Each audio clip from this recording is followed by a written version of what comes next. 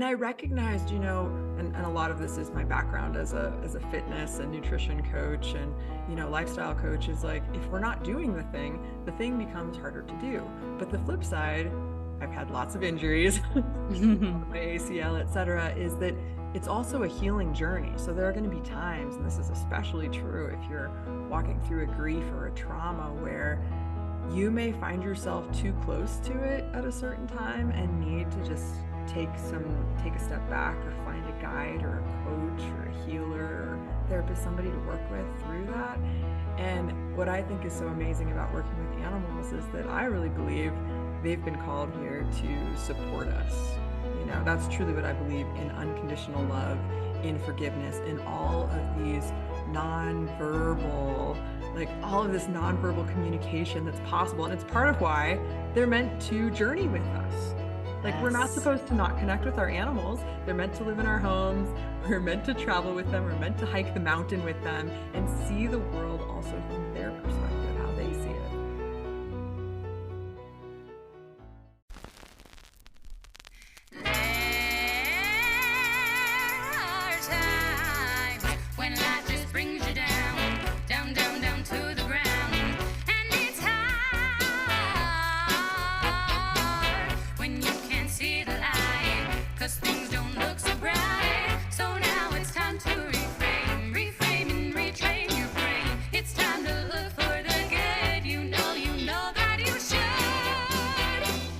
Join me, 'cause I'm seeking sunshine, I'm seeking sunshine, I'm seeking sunshine,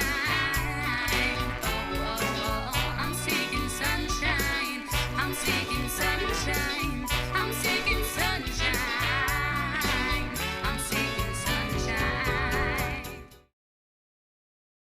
Welcome to Seeking Sunshine, Do What Lights You Up, a podcast for passionate, creative moms who are ready to live their best life and be their full, lit-up selves while being amazing moms, because it's possible to be both.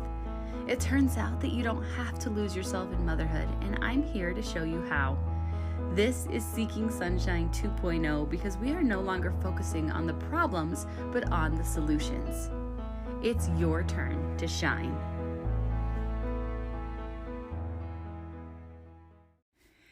Hey guys, welcome back to the Seeking Sunshine podcast. It truly means the world to me that you come and listen to this show every week, and I wanted you to know just how much I love you guys. I got to go on my very first retreat this weekend, and I'm feeling so lit up. I'm feeling so loved and so seen. And if you guys ever get a chance to go on a retreat with a group of people that just love you and see you for who you really are, there's just nothing better. I cannot express how much just amazing beauty and love that there was this weekend. So I got to do this retreat I've been in this mastermind to do keynote concerts, which you've heard about if you've been following me. A keynote concert's where you speak on stage and you add music in, which if you have been listening to my show at all, you know that I love singing, I love music, but I also love speaking, so it's sort of combining my two passions. So this was the end of our 6-month mastermind, and we had this retreat, and I flew out to Arizona, and I haven't flown in a decade, and I've never left my kids before, and my oldest is 13, so that gives you some perspective on that. And it was just the most incredible weekend, and it just gave me so much life. It was so amazing, and I'm just feeling so inspired, and it was so great. I learned so much about, I think what I really learned is just that people they're really there for you. I feel like I really learned that I actually do have so many friends, and it is actually bedtime and my son is still up and screaming. But what I really learned is that there are really people that are there for me. There really are so many people who just love me, and I love them right back. And I hope that you have that kind of support in your life. And if you feel like you don't, because I absolutely relate to that, then I really encourage you to start getting out of your shell and connecting to other people, because that's what it took for me to get there, was to start getting in groups with other people and meeting people and being vulnerable and open. So let's dive into this week's episode because it is so good.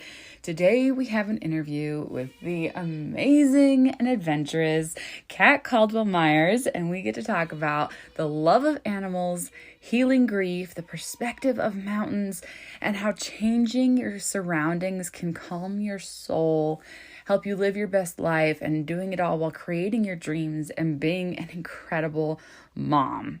Cat began communicating with horses as a child and became a professional instructor and trainer by the time she was 18 years old. She was certified with Debbie Ford in 2009 through the Integrative Coaching Institute, and she began using domestic and wild animals for life coaching. She's coached over 1,000 women to achieve their health, fitness, and weight loss goals, always drawing them back to habits aligned with their pets and families, and of course their passions. After having her own children, she wrote The Adventure Paradox, How to Haul It All, Go Big, and Go Home in Your Relationships, and she's the host of the Adventure Paradox podcast. She leads mothers, caretakers, and women in soulful relationships through adventures in nature with animals and resides in the Teton Valley in Idaho. She is such a gift to this world. And before I dive into her interview, I got to ask her one more question because we actually recorded this interview before I relaunched my podcast. So I wanted to ask her, like, how she does what lights her up as a mom. And here's what she said to me. She says that she likes to lean in to where her children are and mirror what lights them up and lead them into what lights her up, understanding that they can't and won't ski like she does the first day, but that each day is precious, that we get to share in the things that light us up. One ski adventure at a time, they build memories that will last forever. For example, the ski thing is an example. So they focus on making them as lighthearted as possible. So I loved that. I love the example of skiing together, which is a difficult thing for little kids to learn. But it's so much fun to teach your kids how to do something that you really love. So I love talking to Cat. I love this interview, and I think you're really going to enjoy it. So welcome, Cat. Before we dive into this interview, I need to remind you very quickly that every Wednesday at 12 p.m. Mountain Standard Time, I have an open Zoom meeting for anybody who wants to come on and ask me anything. It is an open coaching session, Q&A. What are you stuck on? Come and talk to me about your business, about parenthood, whatever it is that you're stuck on. I'm here to answer your questions. So here we are, on to the interview.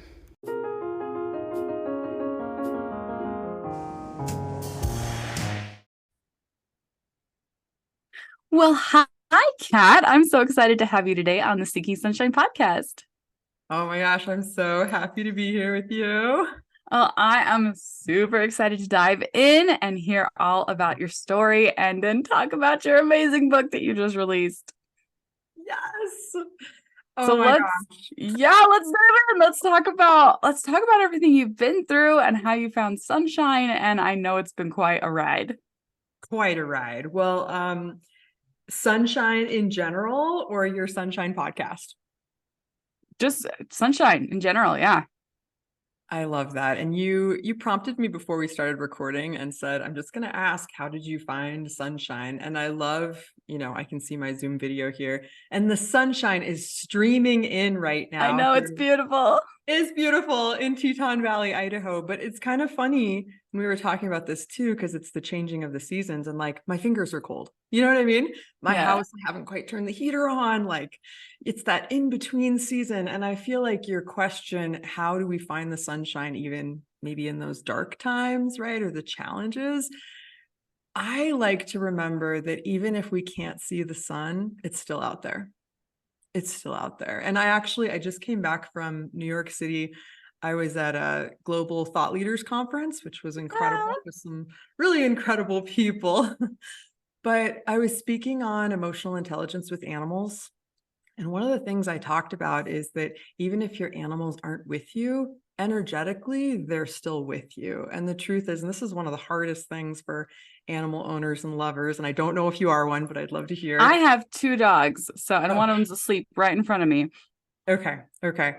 But for a lot of animal owners who have had an animal, loved an animal, and then lost an animal, there's so much grief. And, one of my teaching points is understanding that even if they've crossed over the rainbow bridge, they're actually still with you.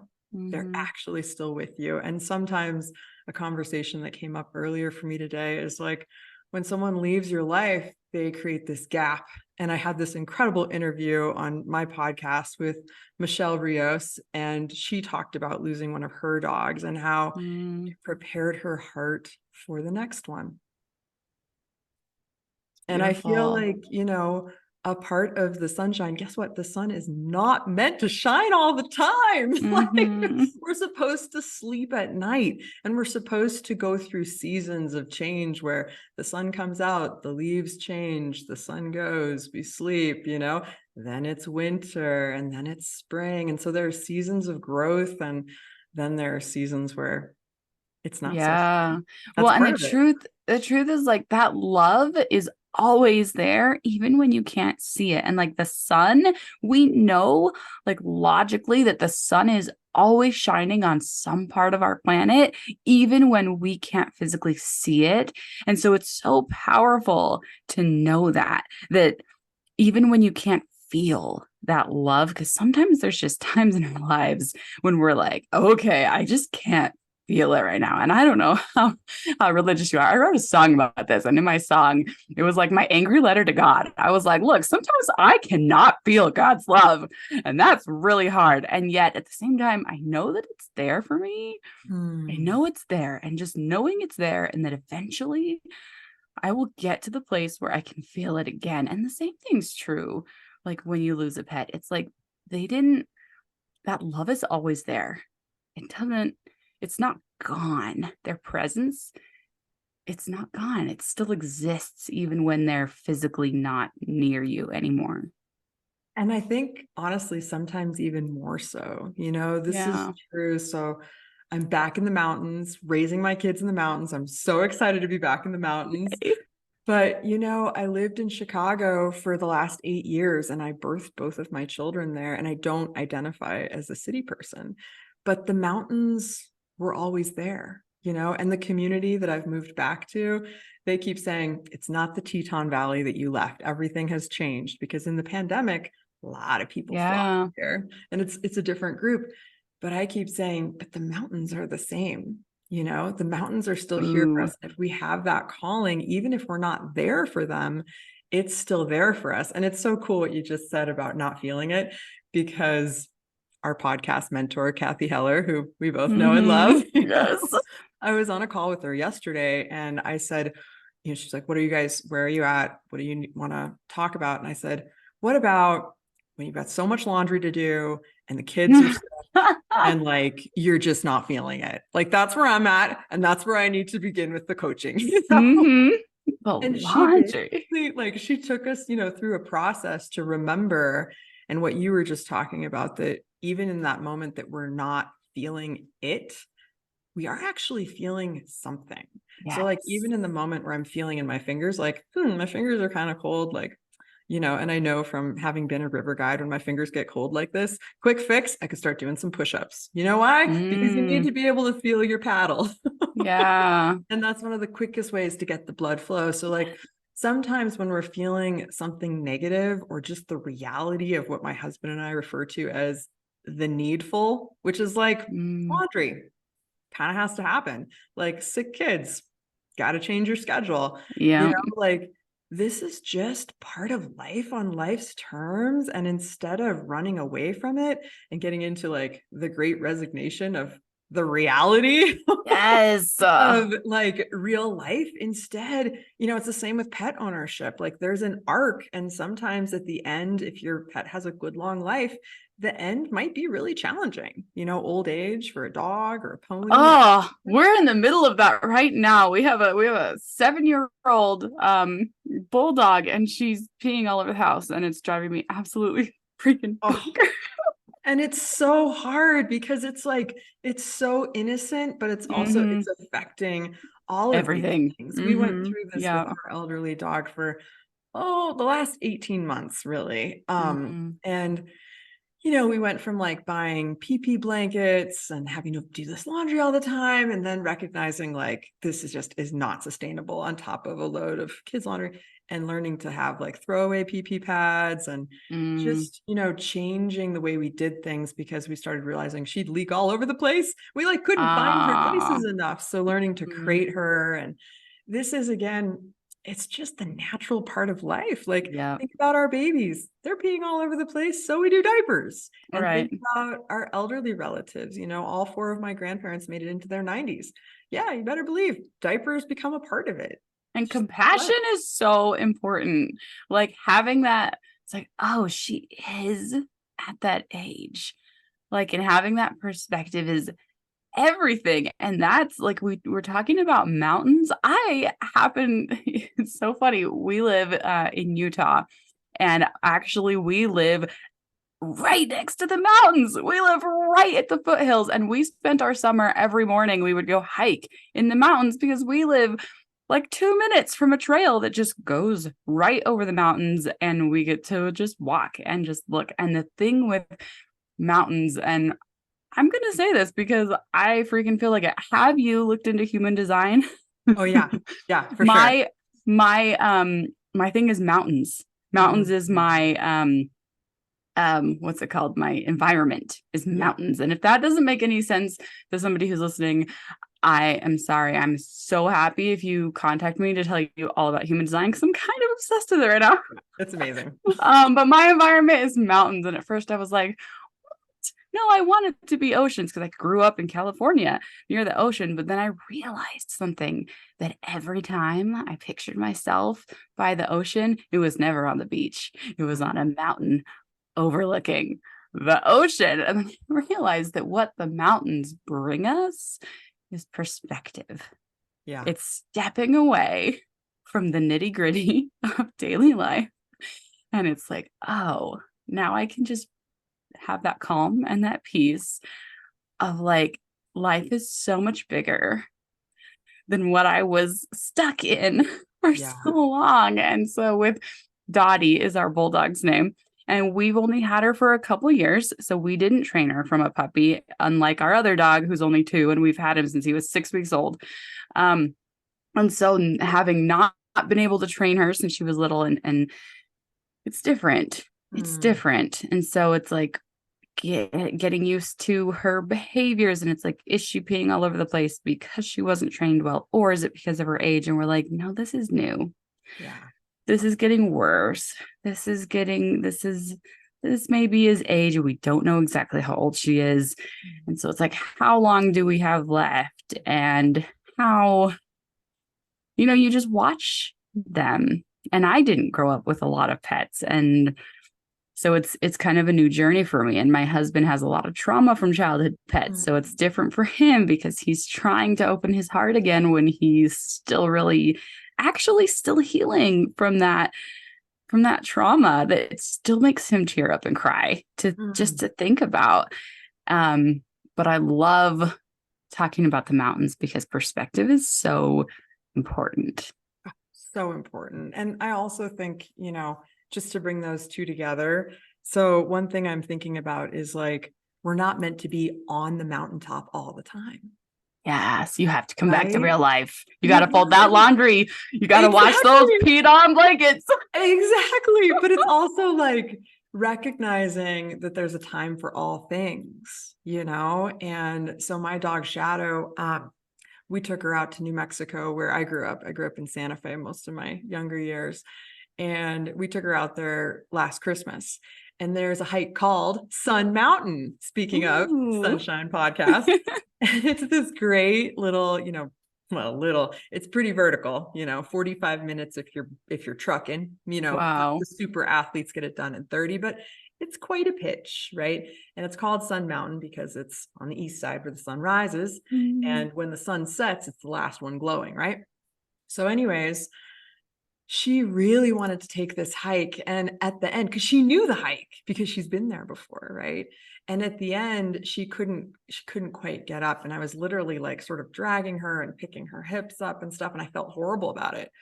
Well, a couple days later, I did the hike again, and she was like, "You better believe you are not leaving me here and taking that hike without me. I am going." And the second time, she was so much stronger.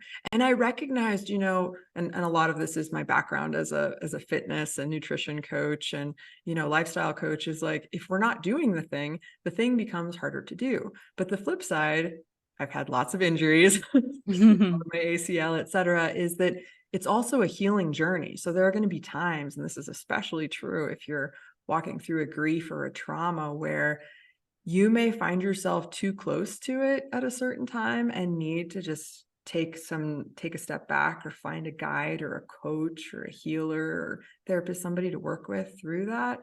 And what I think is so amazing about working with animals is that I really believe they've been called here to support us.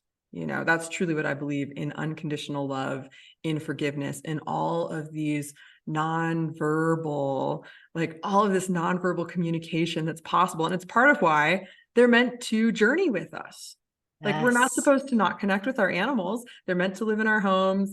We're meant to travel with them. We're meant to hike the mountain with them and see the world also from their perspective, how they see it.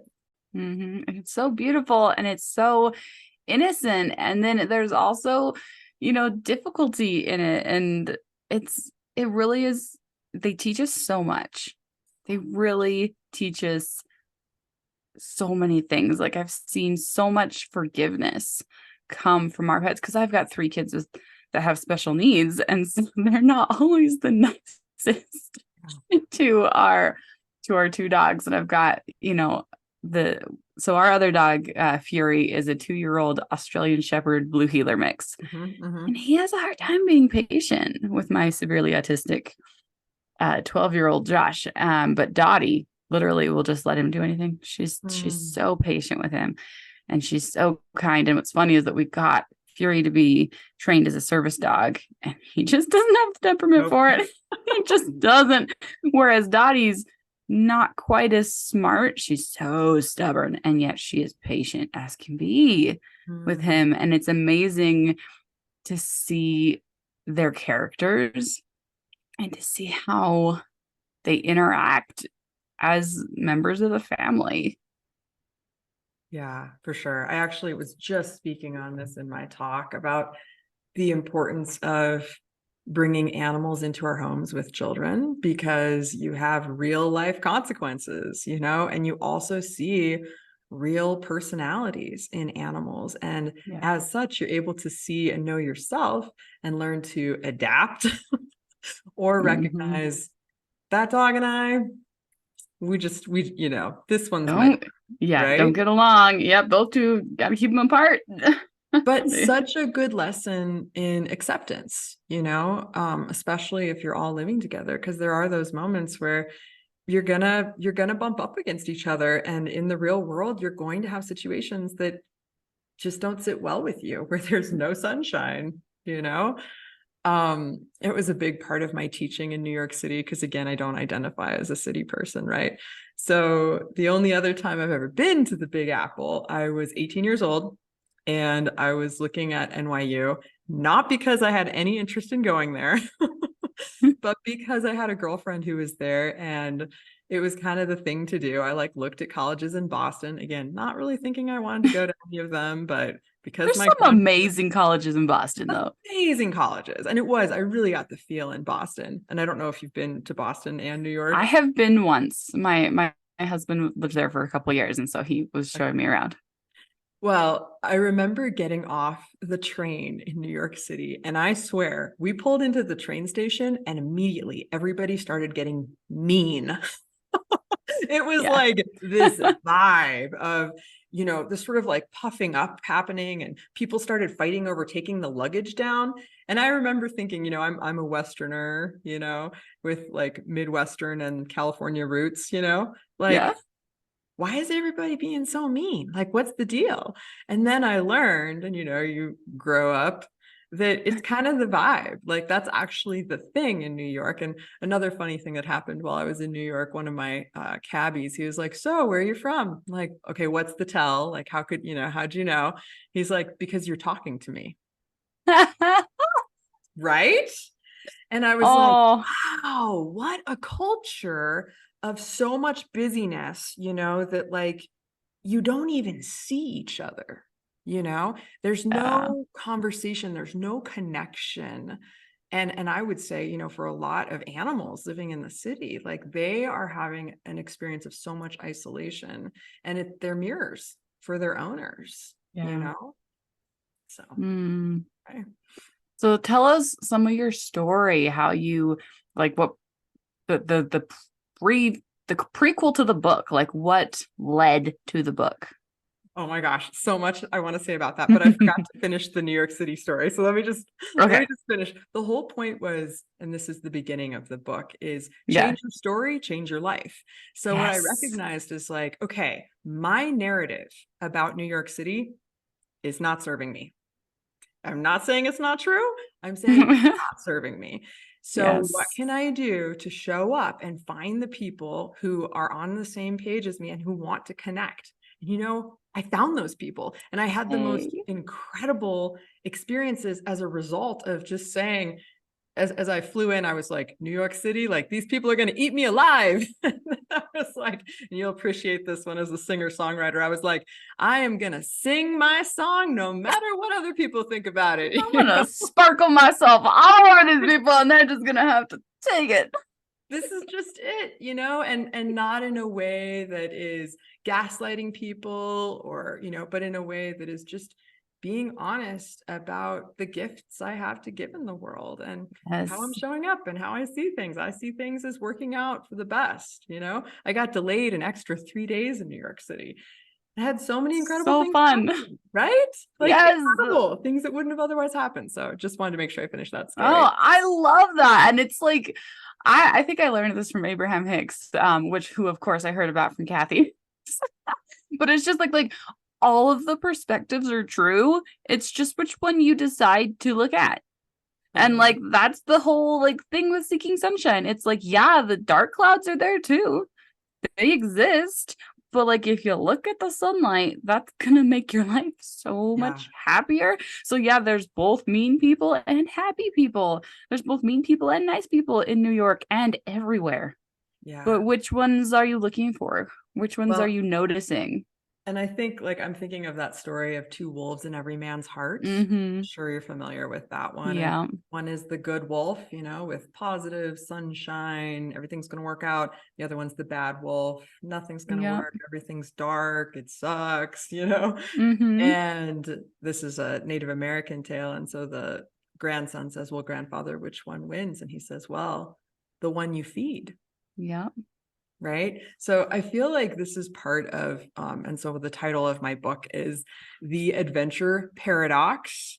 And I'll share the subtitle in a moment, but these are like the great paradoxes of life, So Seattle is known for being rainy, for example, right?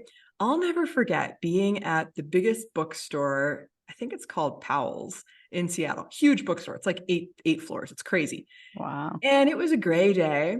I'm looking at books, browsing, and then all of a sudden, every single person started moving a certain direction in the store. I'm like, what's going on? They're like, the sun is out. And they were all walking to the side of the building that had windows. And I thought, the great irony, the paradox is you think or would think potentially that people who live in Seattle love the rain. Not so. They love the sun in the same way that people who grew up in the desert, like me, when it rains, the desert sings. People are like, oh, it's raining. Yeah, you This just is what appreciate it. feels like, you know? So I think, similarly, a big piece of what happened as I wrote the book is that I recognized, and they talk about this a lot in coaching, coach who you were 5 years ago. Yes. And this year, is the celebration of that story of who I was 5 years ago. Amazing. So it's amazing. And I took this epic journey. I know you have it upstairs and you're going to start. Yes, I do. I'm so excited to read it. It's amazing. And I think, for people who don't understand or know too much about me, I think it's important to understand that from a very young age, I was so obsessed with horses. I've always been an animal communicator. For me, my first love has always been horses, but we didn't have horses. We had cats and dogs. And so I learned to communicate with cats and dogs and understand and read their energy. And then I always pursued opportunities to be with horses until eventually I had my own. And And horses are amazing. Like I'm actually not a huge animal person, but my son is. And so we've taken a lot of opportunities to like get him on. My severely autistic son has been like absolutely obsessed since he could even point to anything or like gravitate towards anything. And it's like you can just see that in somebody when like that presence is so calming to them, and it's incredible. Incredible. And, for me, I've done a lot of research since doing my podcast, but even before that, understanding what is this obsession? What is this connection to horses that some people have? And some people don't have it. They're like, They're big and scary. Yeah. Okay. I'm one of the people who does not have, but my son does. So I can see the amazing beauty in it, because part of it's because he's severely autistic. And so I've seen how it calms him, and I've seen how it changes him. And for me, I'm like, they are huge and scary and they make me nervous, but I've seen the incredible way they affect him. Well, and I think so much of it is, when I take people into working with horses for the first time, or especially if they have a lot of fear, or we were talking earlier about trauma, horses are big enough that they can carry our problems. So whatever we bring to them, they're like, oh, I see you. It's like this, and this. And so it's a great opportunity to level up, because the truth is, a horse is going to mirror your energy and whatever you're bringing to them. So if you're just bringing to them like, I have no filter and I don't know why I'm here. I'm just here and it's my horse time with you and I love horses and I want you. They're like, cool, I feel that way about you too. But I'll never forget, because I've always felt that way around horses. I'll never forget getting on my horse as I was preparing him to start teaching beginners lessons. And I sat on him bareback and I just energetically sent through my hip bones, through my body, the sensation of fear. Like, I'm terrified to be on you. And I witnessed my horse sending back energetically the feeling of, I think I might need to get you off my back, because if you're scared, I'm scared. Wow. Right. So the thing is, like, even, it's sort of the fake it till you make it. And we do this as moms all the time. Like I had a very scary interaction. You're okay. You're okay. Yeah. Yeah. But like I had a very scary interaction with a homeless man, in New York City. And I recognized like he's in a different state and that's okay. Like I can leave him there and I don't have to take that on. Right. Versus, wow, now I feel like I'm going to go swear at somebody and be aggressive and mean, right? Like we can filter, and then we can also come back with, I'm going to continue to lead with love. And I talked about this because I tried to give this man a couple of beautiful pieces of bread from Italy that I had left over, but he did not have his hand out asking. And this is like one of the number one lessons is permission. Right? Permission. And the other thing was, again, I don't think he was in the same mental state as I was, and he became very aggressive and expletive. And when you're working with animals, if you start doing that, they're like, okay, I'll back up. Right? They read our energy so fast. So the experience of like writing this book and working with my animals on it and working with my children, because so much of what was going on with me at that time is that I was in postpartum depression. I didn't really know that. Like, I kind of knew that, but like, basically, I just didn't even know who I was anymore. I was pregnant when we moved across the country. And then like one thing after another, I mean, you've got kids, like suddenly you look at your life from a year before, you're like, I used to like do this on the weekends, and now I like do this all the time. It's so I was wondering this. It's like, how much of depression like do we spend in denial? Where you're like, no, I'm fine. And then like I've had so many questions where I'm like, am I depressed, or did I grow? Or did I stop doing things I used to love because I outgrew them?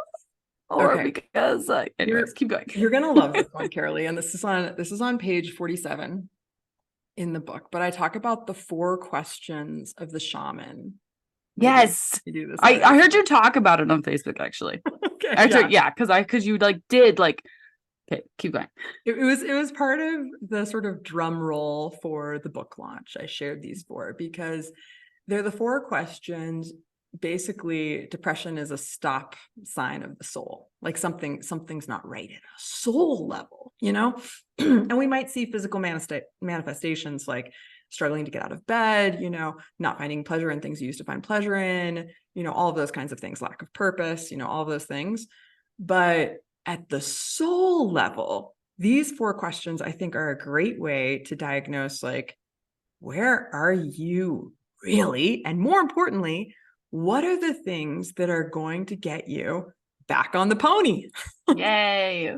Back on the pony. So in my experience, with where I was, all I knew was that I wanted to get back to the mountains, and that my husband was working this corporate job, which was a means to an end, but did not fulfill us, and I think this is a story that's true for so many Americans. Right? Oh, yeah, it's true over here too. Yeah. So true. Right. And so we were in this, like, keep it up thing. And this is why it was so fascinating, because I actually wrote the book. I said I would write the book in 2018 when we took this big journey. But taking the journey itself was enough. Okay. Yeah. And so many things transpired that I could hardly even talk about it for almost 2 years. And here we are, podcasters. So like you can imagine hardly even being able to talk about it. You know what? That is one of the biggest things I have learned as a podcaster, is that you have to take the time that it takes to process the thing before you can talk about it. And I've had a lot of people come on my show who are like not ready to talk about it yet. And it's like, you can just feel it in their energy. And it's like, so find a way to like flip the script and find the sunshine in something else that happened earlier that you've already processed. And that will help you as you process this current thing. But wait. Yeah. Just let it simmer. Yeah. Yeah. Well, and I think it's so true. And I remember reading Wild. I don't know if you ever read Wild. I have not, but is that the one Kathy talked about on her podcast? Yeah, I think she interviewed Carol Strait. Yeah, did. Totally. Yep. So she hikes the Pacific Crest Trail. Yes. And I think she wrote about it 8 or 10 years later. And so it was interesting. I remember hearing, some interviews, and then the movie came out with Reese Witherspoon, all this stuff. And it's like, and I don't drink alcohol anymore, but like a fine wine that like needs to age, or let's say a cheese. You know what I mean? It's like, if you eat it or drink it too early, it may make you sick. And to go with the sunshine metaphor, it's like you just got a sunburn because of this thing that happened. And it takes some time for it to heal. And not every time someone brings it up, whenever I start my podcast interviews, I'll always ask before we start, like, hey, anything that we need to keep off the table, for example, I'm interviewing some folks who are in film, and they were like, out of respect for the strike, we don't want to talk about these certain things right now. I'm like, perfect. It's really sensitive topic. Know that. Yeah. Thank you for letting me know that. Like, we won't go into that department. So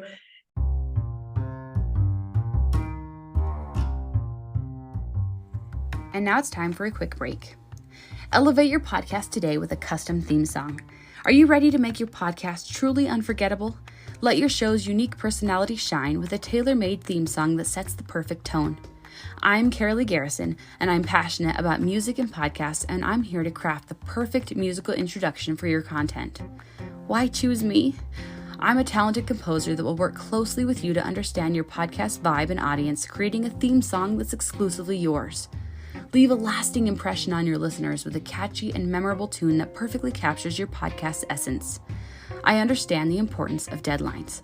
You'll receive your custom theme song in no time, ready to use in your next episode. With state-of-the-art recording and production, your theme song will sound like it's straight out of a professional studio. A unique theme song can increase listener retention, brand recognition, and overall podcast success. Don't settle for generic music.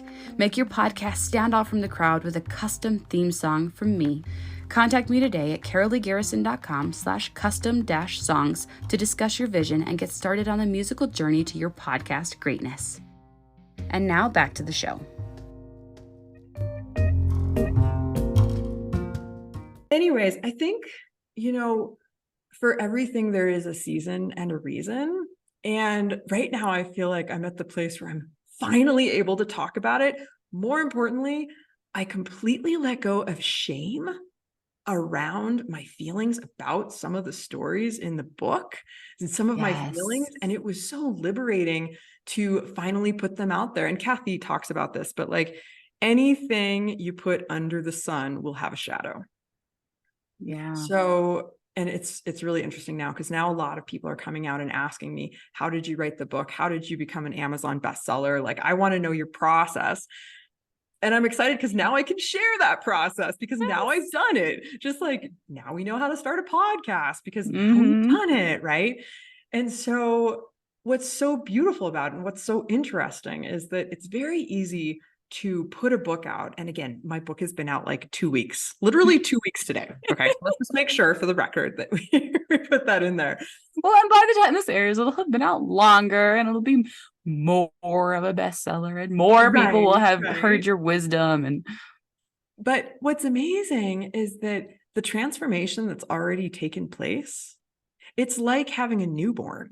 Right? Where you've been pregnant, you've been birthing this, you're thinking about having a baby for so long. And like now suddenly you have it and people are asking you. And I say in here, I say, this book is in no small way meant to change your life. And people are reaching out to me, leaving me like 4-minute long voice notes. Like this book is changing my life. And like all of these things are resonating and I need to talk to you. I'm like, awesome. Great. It is doing what it is meant to do. Right? Like it's serving its purpose, helping people. And at the end of each chapter, I have questions, kind of like the moral of the story, right? For you to get into your own story. Like, where do I do this where I'm people pleasing in my family?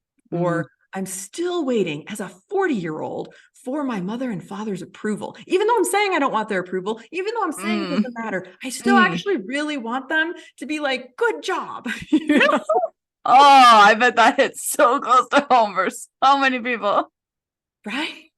And then the other thing that's amazing about it is looking at and considering the perspective, not only of my children, but of my animals. And again, I feel like through the writing of the story, I was able to actually see myself in time and space for what I was doing, where it was like, just to finish the story of what we did, we traveled 6,000 miles from Chicago back to Idaho, where we used to live, down to Colorado, and all the way home again on a 40-day odyssey. Okay. Wow. With 3 horses, a dog, a 6-month-old, a toddler, a nanny, and sometimes my husband, because he was also working this corporate job in India part of the time. In India? Yes, he had to be in India, which was part of me being like, I don't want to be home, corporate housewifing all through the summer here. Like, this is not my dream. I want to go out to the mountains and connect, with our horses and with our children and with myself in the mountains as a mother. Yeah. And it was like the most profound experience, but also, you can go back to your old tribe, but you have changed. And a lot of my friends, they didn't have kids.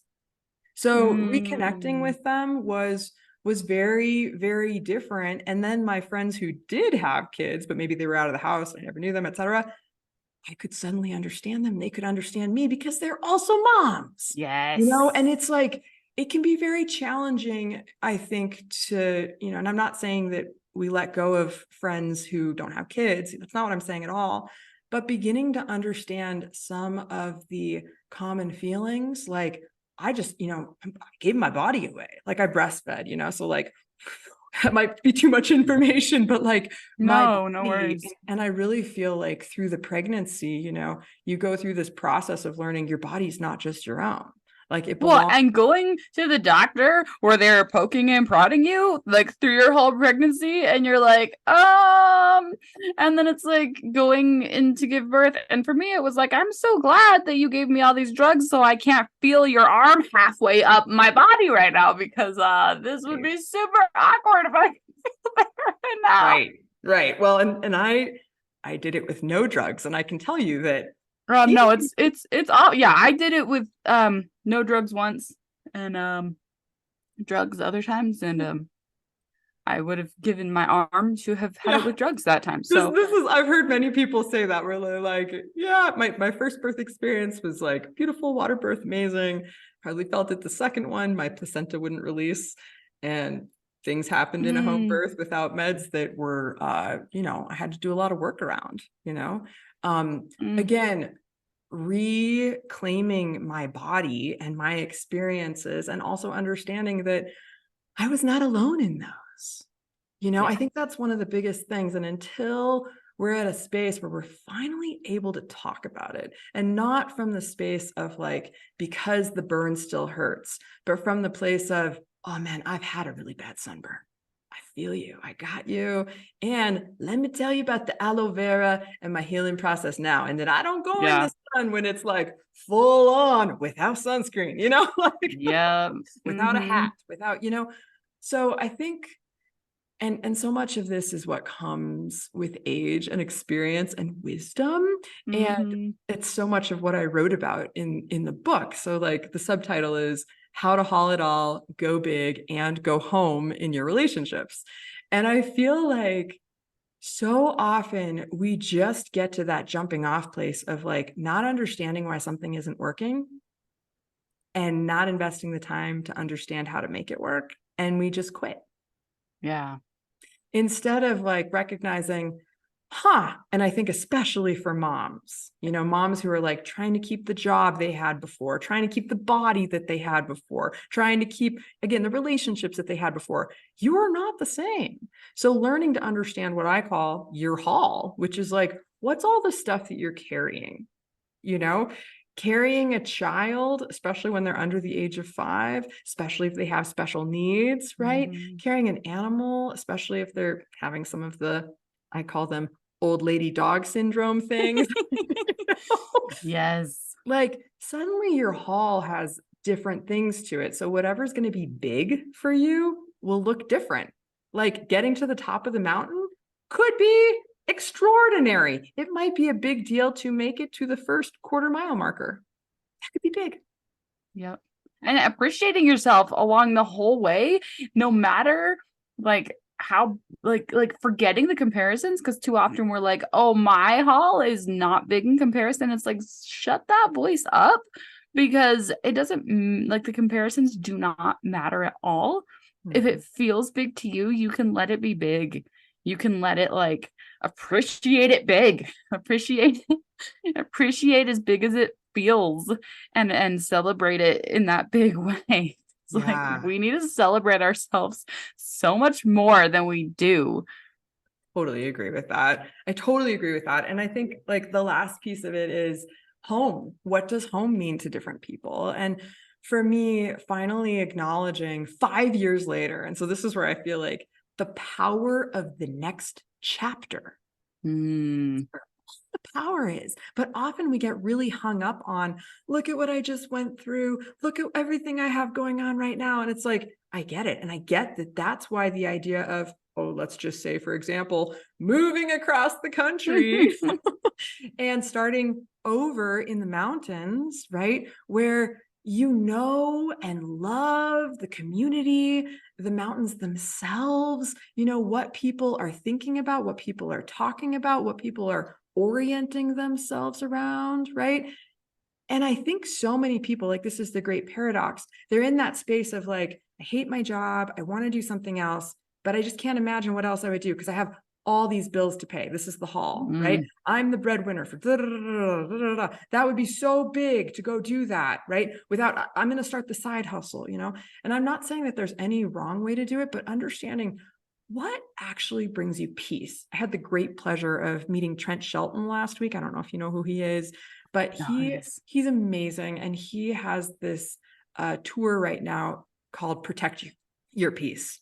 And so Protect Your Peace is like, I mean, it has so many levels, but just what are the things that really bring you back to center? Like you and I talked about getting to the top of the mountain to have that perspective, but also every day just being able to see them. Like my grandpa, it was March 2020. He was on the runway in Aspen, Colorado. He had a second home there. Okay. He was on the runway. He was supposed to go back to Chicago to the old folks' home that they're in, right? He's in his wheelchair, this caretaker, and he was like, I'm not getting on that plane. I want to die in the mountains. I always feel better in the mountains. And wouldn't you know, he made it, another year, but that was it.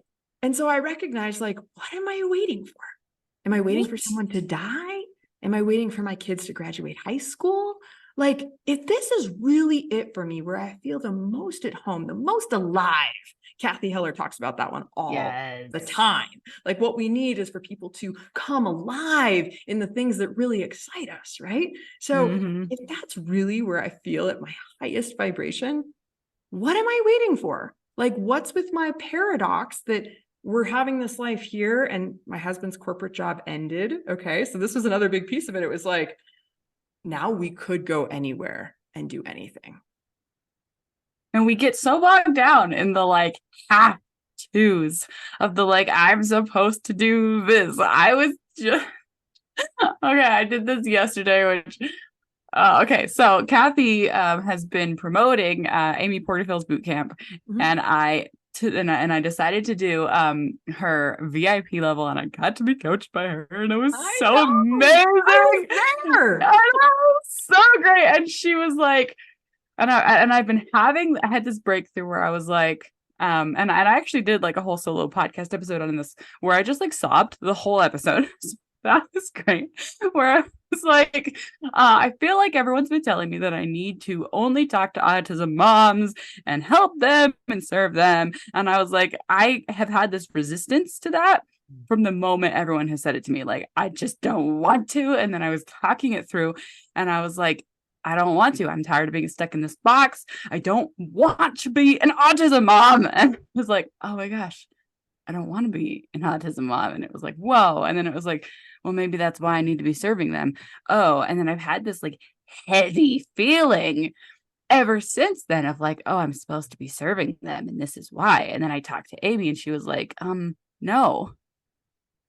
Like, no, you don't. Like, if it feels like that and you don't want to, then don't. And I was like, and it was so funny because so many people have told me that they watched that moment and like literally just like watched the like negative energy just like leave me, just watched all this baggage just like disappear from me.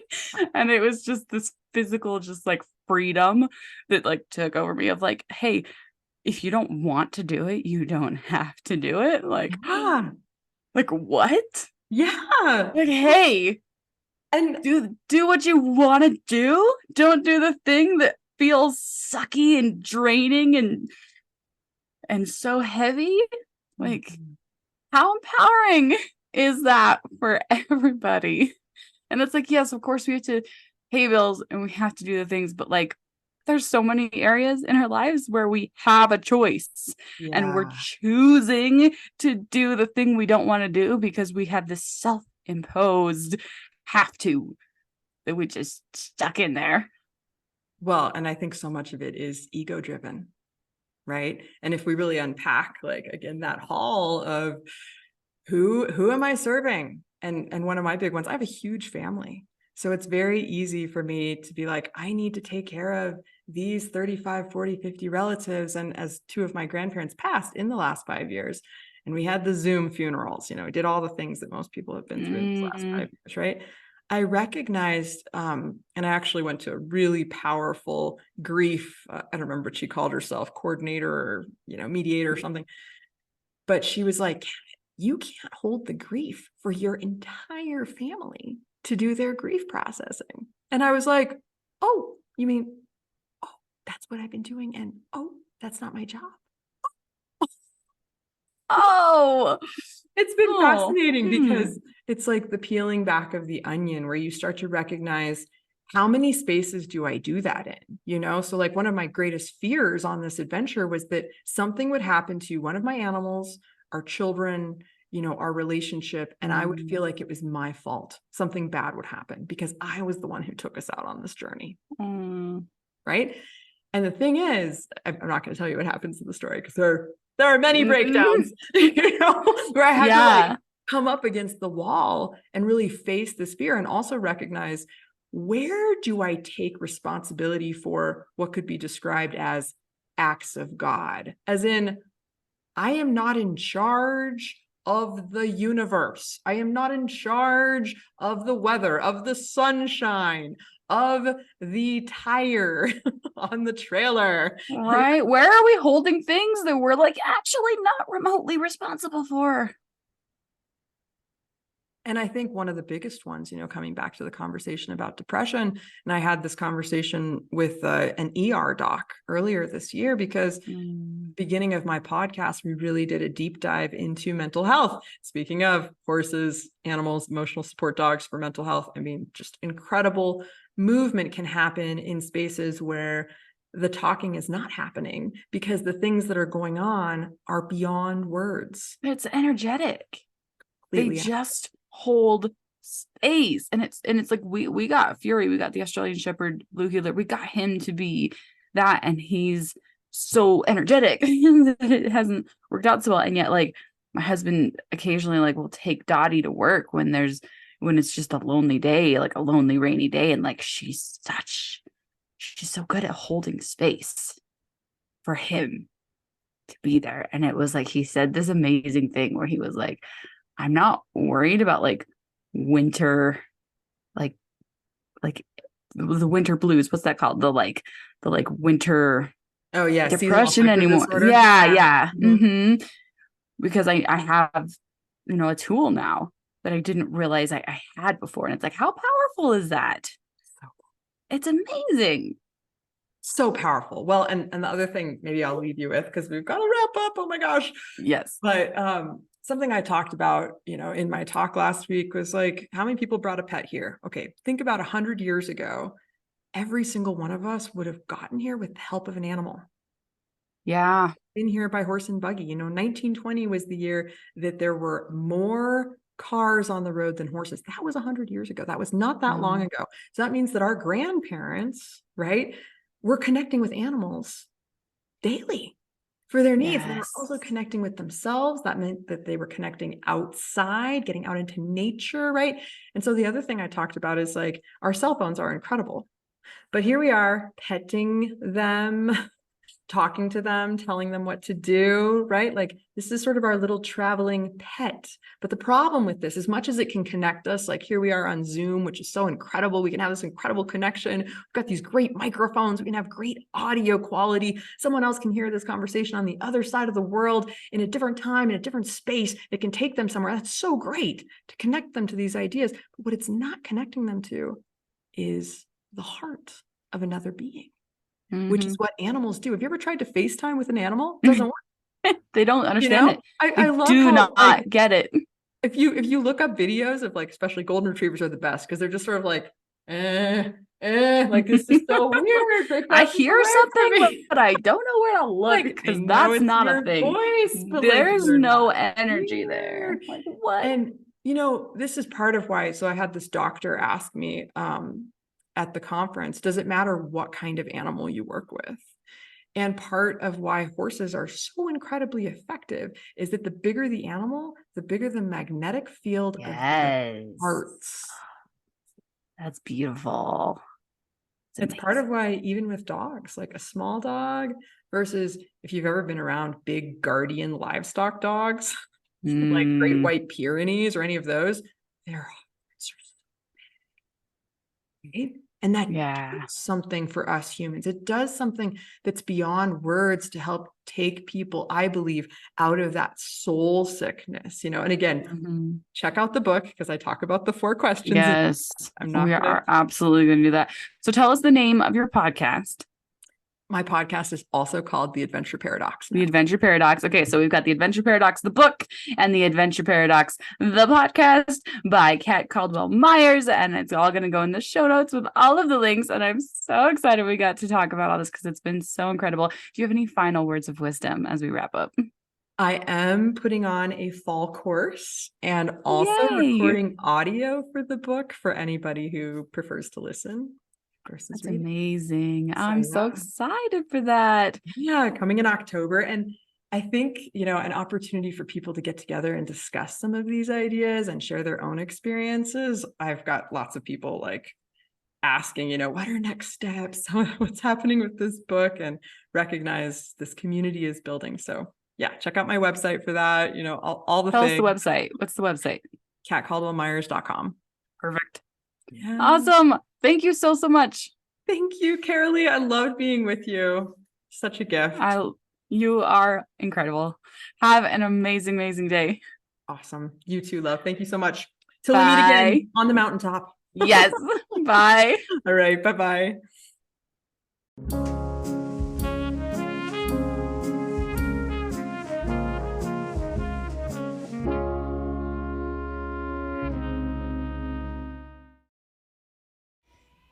Thank you so much, Kat. I absolutely loved talking to you. This was such a joyful, brilliant conversation. And here are my very favorite takeaways. Number 1, the sun is not supposed to shine all the time. We're supposed to sleep at night, and we're supposed to go through seasons of change where the sun comes out, the leaves change, the sun goes, we sleep. There are seasons of growth. Number 2, what the mountains bring us is perspective. It's stepping away from the nitty-gritty of daily life, and it's like, oh, now I can have that calm and that peace. Life is so much bigger than what I was stuck in for so long. Number 3, change your story, change your life. Number 4, for everything, there is a season and a reason. Number 5, the comparisons do not matter at all. If it feels big to you, you can let it be big. Appreciate it big. Celebrate it in that big way. We need to appreciate ourselves so much more than we do. Number 6, acknowledge the power of the next chapter. Number 7, incredible movement can happen in spaces where talking is not happening because the things that are going on are beyond words. You can find Kat on her website, which is catcaldwellmyers.com. You can also find that in the link to that website in the show notes. Please make sure that you check out her book, which is called The Adventure Paradox. You can buy it on Amazon. I bought it. It is so good, you guys. You have to go get it and read it. You will not regret it. It is an amazing adventure full of so many life lessons. It's such a good read. And then also her podcast, which is also called The Adventure Paradox. And then last but not least, make sure you check out the Daily Snippet of Sunshine. The link to get on that list is, again, in the show notes. You can also check out the coaching link if you are interested in coaching. And then if you want to come to the weekly free coaching Zoom sessions, they are Wednesdays at 12 p.m. Mountain Standard Time. Again, the link is in the show notes. And last but not least, the link for custom songs, because that is what I love to do. That is what lights me up, is writing music. The link for that is also in the show notes. And I'm going to leave you with a song and hope that you have an absolutely, completely incredible day.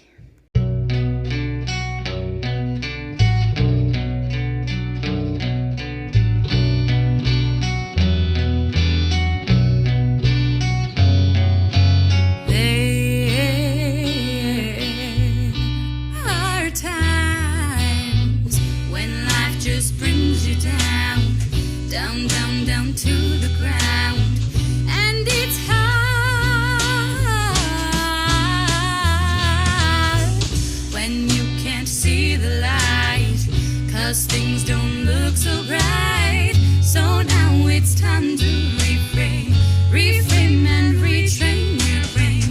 It's time to look for the good. You know that you should. Why don't you join me? I'm seeking sunshine. I'm seeking sunshine. I'm seeking sunshine.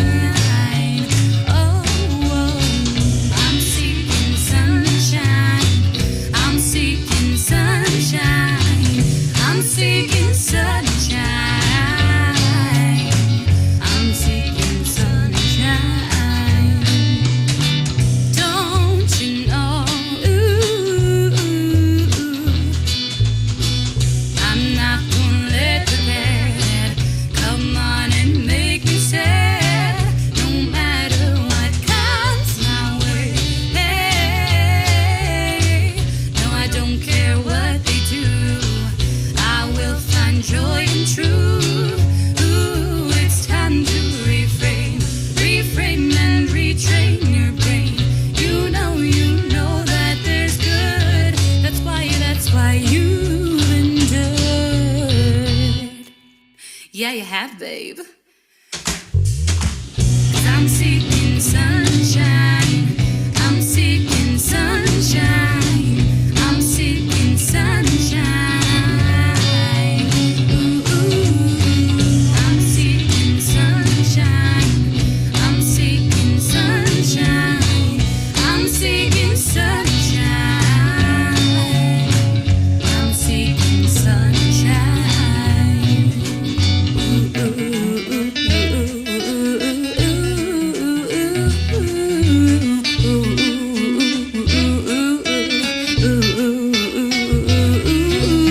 Yeah, yeah, yeah, yeah, yeah, yeah. Yeah, yeah, yeah, yeah, yeah. I'm seeking sunshine. I'm seeking sunshine. I'm seeking sunshine. I'm seeking sunshine.